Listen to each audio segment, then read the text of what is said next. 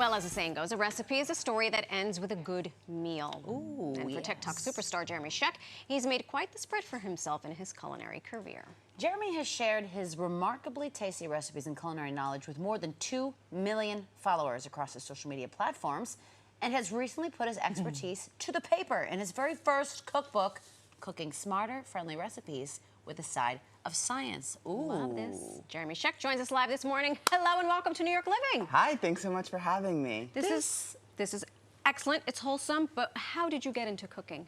So I was always the kind of kid that was thinking about their next meal while eating the current one. Same, same. Yeah, so when I was in high school and I was deciding what to do with my free time, I was like, okay, let me try to get a job at a bakery. Let me see in what ways I can take this seriously and see where it goes. So I started a blog and I would make things every day and have my friends try. And Oh my God, I wanted to be in that same group. Right.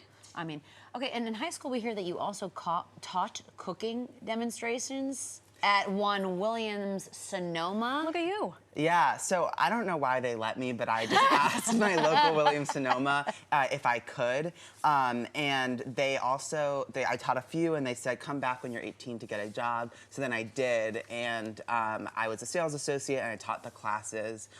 So they would hand me a recipe. Sometimes I had never made it before. Wow. And I would have to teach it the next day. So I'd go home and teach myself, and that really helped me identify like what are the things that people need when they're learning recipes, like what are the commonalities across a lot of different techniques. Sure. And so yeah. Now, am I to understand that during the pandemic you were able to hone in on your skills a little bit more? How did you use that time? Yeah, so the pandemic fell my sophomore year of college. I was a student at Cornell, and I was studying Spanish, Italian, and a lot of different food-related topics like food science and nutrition. And I was sent home, as we all were. Right.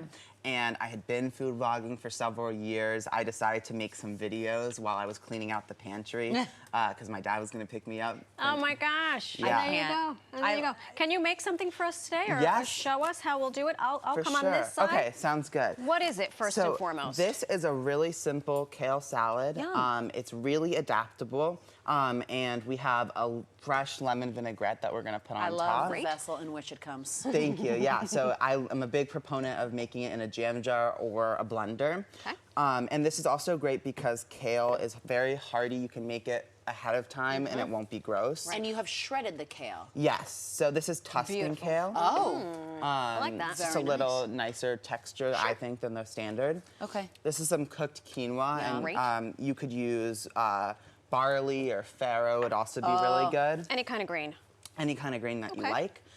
In the book, the recipe uses raw shredded carrots, but I made these maple za'atar carrots, which is another recipe in the book. Look at you. Yesterday, Getting so fancy for us. I like to use leftovers if I can. Sure. Oh, smart man. This is just shredded fresh radish. Beautiful.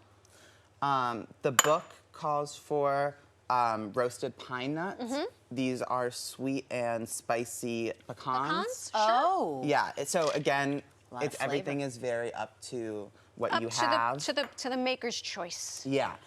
This is Parmigiano Reggiano, which He is freshly studied that grated. Italian over beautifully. at Cornell. Said like a real Italian. That's right.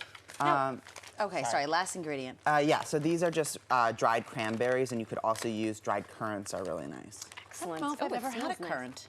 Oh yeah, you've had a currant because I brought stuff in with currants. Okay, then I have had a currant. I just didn't know it. I will eat anything.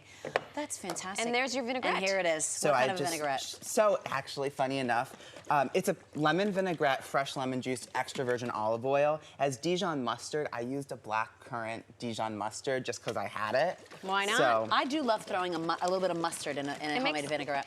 Now, while you're shaking, Yes, you had the idea at some point to put this all in a book. yes.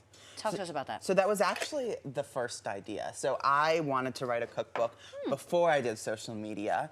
I was 18. I was thinking about when I was going to be moving into my first apartment. And I was like, what are the recipes that everyone should know how to make? You're living on your own. You should definitely know how to make some pasta yes. recipes. Right. You need to the make breakfast. necessities. Oh, very forward thinking of you. Yeah, and I knew that it's kind of stressful for some people, even though I was excited to have my Yeah, own kitchen. right. So I had the book idea starting with that. You can plate. Sounds good.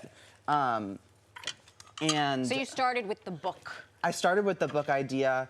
It's a little bit hard to get published when you're a random 18-year-old. I can imagine. So I was told, just work on your social media. Give that over to her. Oh, Here you're you so go. kind. Thank you. Thank you, Jeremy. Work on your social media, kid. And that's what I did. And then I also had the chance to, learn a lot more about food science and nutrition and all these things that I put to use. So I think the book was a lot better having written it 5 But years wait, later. there's more. You have an event coming up on November 27th. This is with Bobby Flay. one Bobby Flay. Yes, so we're having a conversation at the 92nd Y. Oh my God, the 92nd Street. You Yeah. have arrived, sir. You are doing the If you thing. are speaking at the 92nd Street Y, well, let me rub elbows with you, mister. Literally. Congratulations on Don't all forget the about things. us when you're the star of your own Food Network show, please, and you'll thank have you. to come back. We're gonna dive into this salad because I know it's delicious, and we will be right back. Sounds good. Oh, Thank this is you. the perfect fall dish.